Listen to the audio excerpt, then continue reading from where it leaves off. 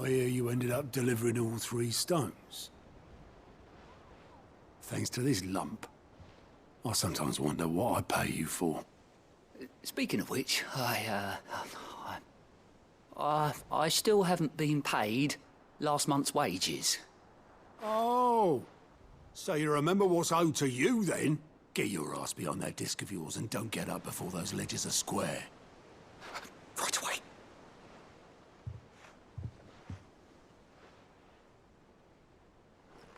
I've seen that before.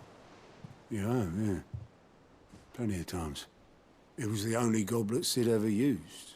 Either out of habit, or because the filthy sod couldn't be bothered to find a clean one. I knew so little about him. Like most people. Martha and the Dame both seem to have fond memories of him. I bet they do. How long did you know Sid before he... Before he died. 20 summers, give or take. Back in the day, I was a purser on a trade ship, which is where I met him. He bought passage to... I forget where. But having nothing better to do on the long nights, we set up drinking island rum till the morning bell dragged me back to my duties. Quit my post not long after that, on account of making a fine maiden's belly fat. But me and Sid stayed close, promising we'd one day sail the seas again. That was before fate stepped in and said she was having none of it. The magic woke inside my son soon after his first name day, and there was no hiding his knack. Couldn't you and your family have... My family were the ones who summoned the constable, wanted the monster taken away. I couldn't turn my back on him, forget what I felt, and I couldn't for the life of me understand how they could. Luckily, Sid was of the same mind as me. It was him who stood beside me when all I wanted was to tear the whole world down. Him who cried for me when I had no tears left of my own. Him who swore he'd do everything he could to stop it from happening again. And he was true to his word, too. Left the Royal Army once and for all. His ranks, his ribbons, gone. Just like that. Threw away everything he had. All to right a wrong that no one else had the courage to face. I knew then I'd follow that man to the ends of the earth.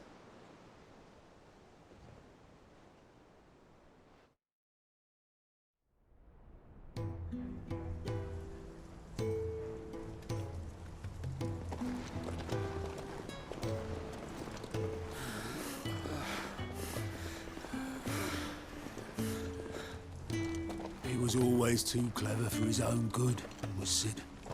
Saw the world for what it really was, while the rest of us were content to go along with the lie we were shown. And it can't have been easy, bearing that burden alone.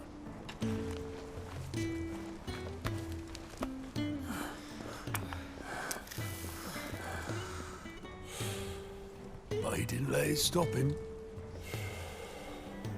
He never lost faith in what he believed was right. And that gave us faith in him. Faith he'd steer us true. So I swore to myself that I'd always be right behind him, ready to catch the stubborn sod, if ever he should fall.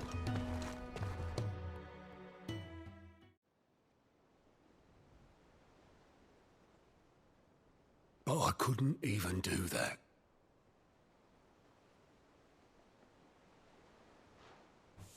Ignore me. Just the ramblings of a tired old man. Leave that lot. I'll tidy it up in a bit.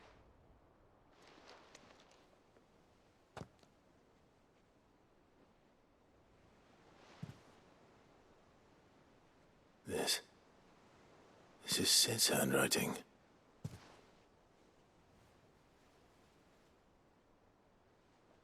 Dear Otto. I may be drunk, but I wanted you to know this place would be fucked without you. Love you, you grumpy old sod.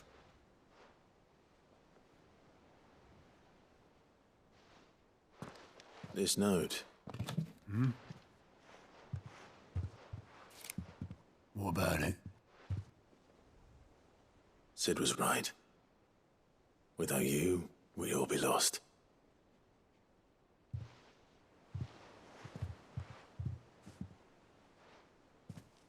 He should have bloody well said so then. Just once.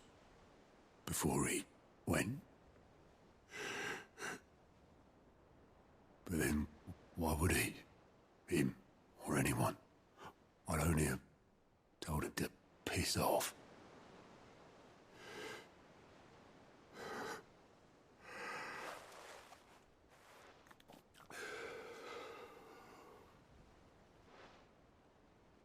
You're wrong, though. Both of you.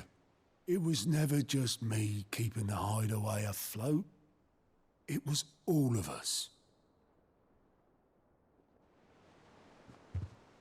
I just shoved people in the right direction. I barely seem to be able to do that anymore.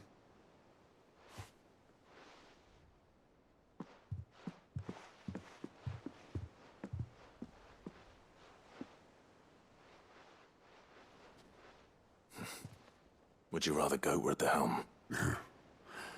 Well, maybe I've got a few more years left in me. I'm going to hold you to that, Otto. Before you go, Sid would have wanted you to have this. But that's... This'll do me just fine.